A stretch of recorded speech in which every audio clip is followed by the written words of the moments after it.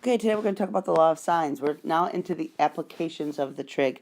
I decided to do this next just to get it into our repertoire of things that we're going to do, because these questions are always part of the final exam, and so I want to make sure that we have plenty of time to learn them and recycle them and rehash them and revisit them so that by the time June hits, we're experts at them. So what we already know from right triangle trig is that the sine of the angle is equal to the opposite side over the hypotenuse.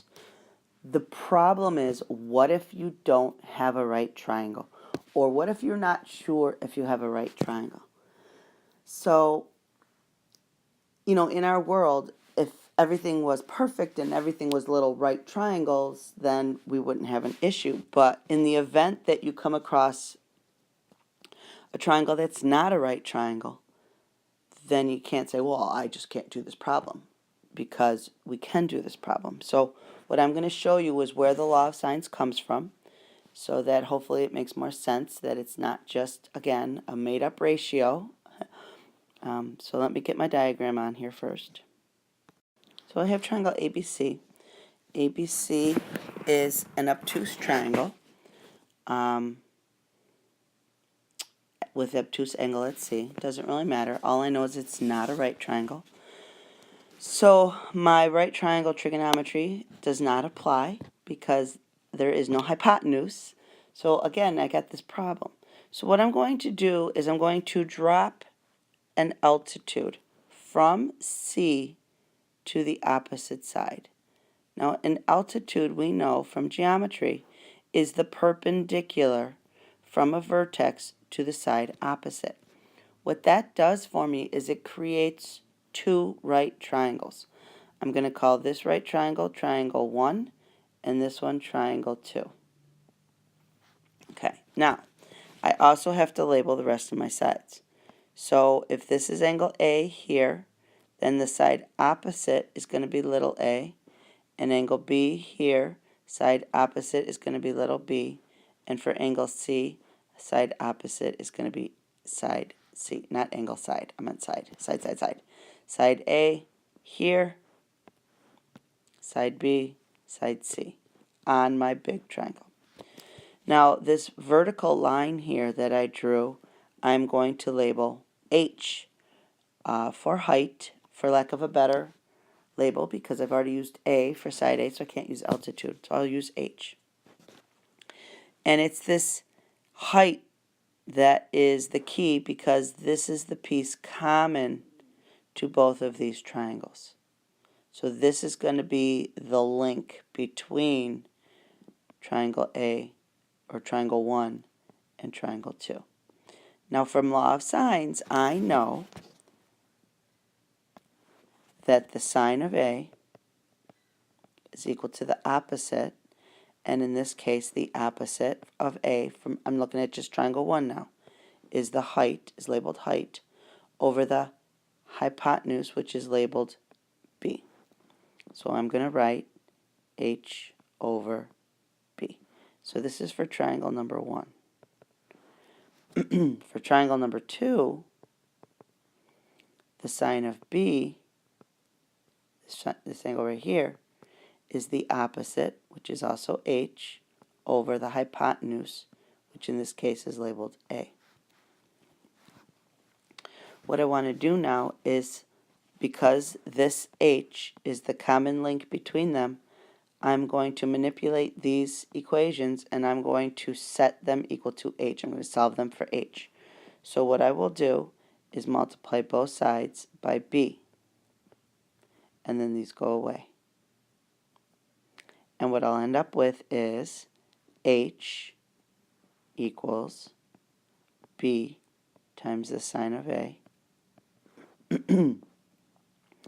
And over here, I'm going to multiply both sides by A. Oh, I kind of smushed myself out of there. These go away, and I'll get H equals A times the sine of B from here.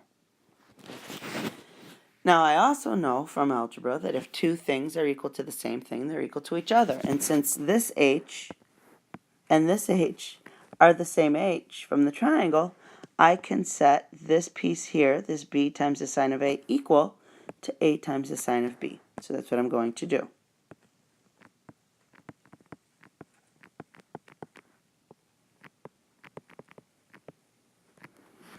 And we have here a version of what would be our law of sines. Maybe not as easy to remember, though, as if it's in a proportion. So what I'm going to do now is divide both sides by little a and little b, and you'll see what happens. Little a and little b.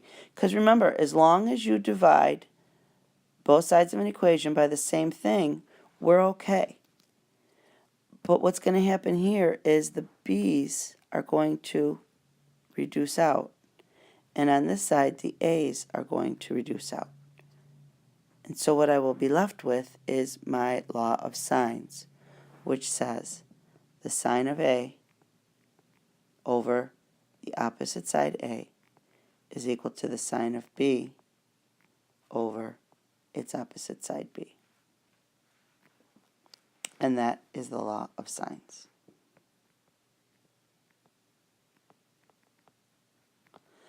The good news, I guess, is that this is a formula given to you on your formula sheet on the exam. What I will tell you is that most people just have it memorized because it's a pretty simple one. Anytime you have a triangle and you are looking for a missing side or a missing angle and you know three of the other parts, then you can use law of sines to find the missing piece. So let me show you an example on the next page. Actually, we'll do one where we're looking for a side and one where we're looking for an angle. So I have a triangle here. It is not drawn to scale. It's triangle ABC. I know that angle A is 40 and angle B is 80, which means angle C would have to be 60. Even if I had told you that side AB was 8, we can remember once you know two angles of the triangle, you actually know all three. You just have to subtract from 180 or find the difference. So it depends on which angles they give you, which side you're looking for. What I want to do here is find side AC. So I am given two angles and one side, and I'm looking for another side. Okay. So anytime there's two angles and two sides involved, that's when I know I use the law of sines. The key is the two angles. If there are two angles involved, it's got to be the law of sines.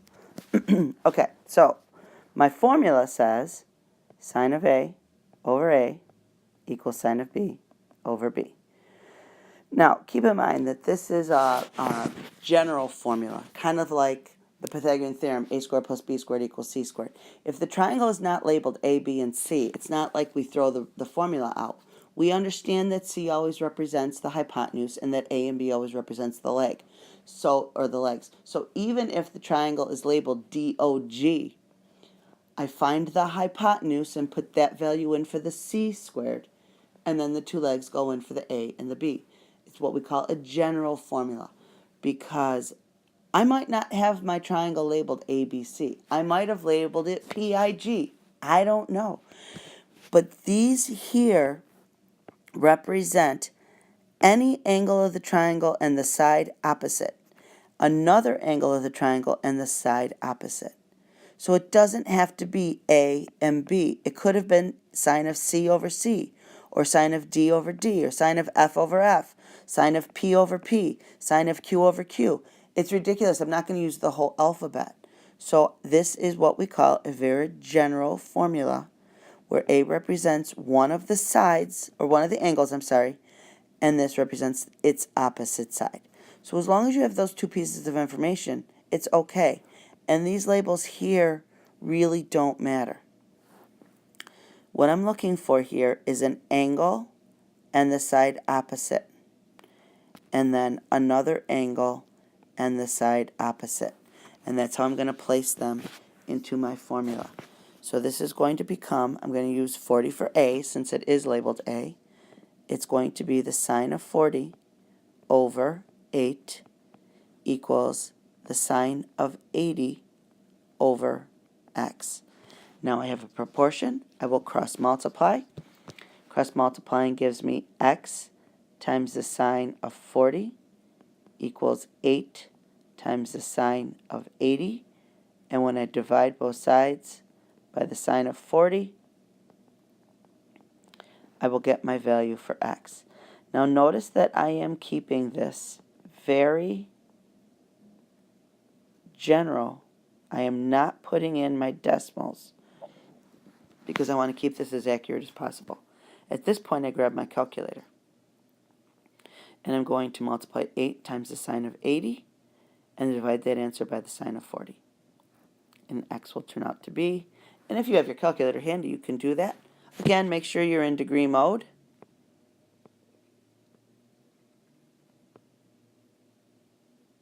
Because if for some reason you're in radian mode, we're going to have a problem. Okay. To the nearest tenth, that turns out to be 12.3. Now it makes sense that it's bigger than side A because angle B is a bigger angle, so the side opposite should be larger than 8. In this particular example, I have an obtuse triangle. The angle here is 100 degrees. I'm looking for this angle X here. Whoops. I'm looking for this angle. I know this side is 48 and I know this side is 30. Realize that these are not even labeled here and totally irrelevant because two sides, two angles is law of sines. I can call them anything I want. I'll call them, let's call this P,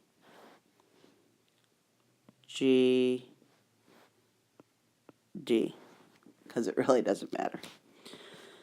My formula that I'm going to use is law of sines, which is sine of A over A, sine of B over B.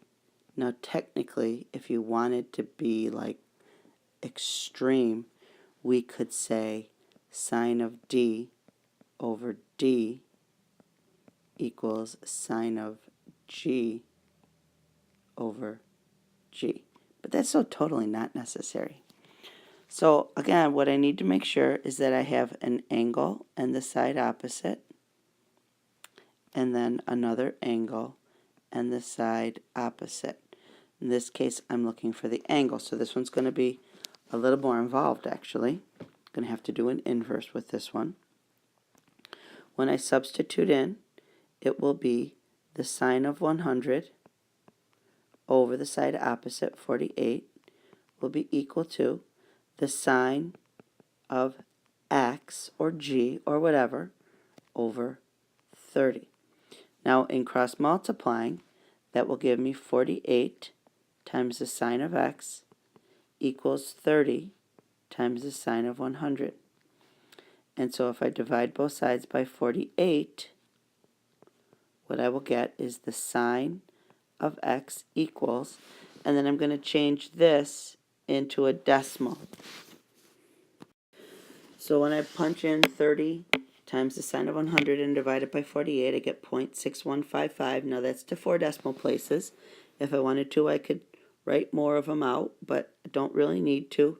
Keep in mind you have to have at least 4 on your trig ratios, 4 or more. So now I'm going to do an inverse sign on this. And so I'm going to take the inverse sign on this decimal, 6155, or the whole thing. I could do my last answer, which might be a better way to do this because it'll be even more accurate. And to the nearest degree, x will equal 38 degrees. I guess I didn't tell you that we were going to go to the nearest degree, but this is x equals. Typically, that's what we do. I mean, they could have you here do to the nearest minute. There's all kinds of ways they can have you answer this. So that's just 2 examples. We're going to be looking at, more in class. But this is a fairly simple formula, and it's fairly easy to use. Oh, and the beauty is, it works even if you have a right triangle. Because if you know one of your angles is 90 degrees, keep in mind the sine of 90 is 1. And so it turns out that it just ends up being your right triangle trig. Kind of cool.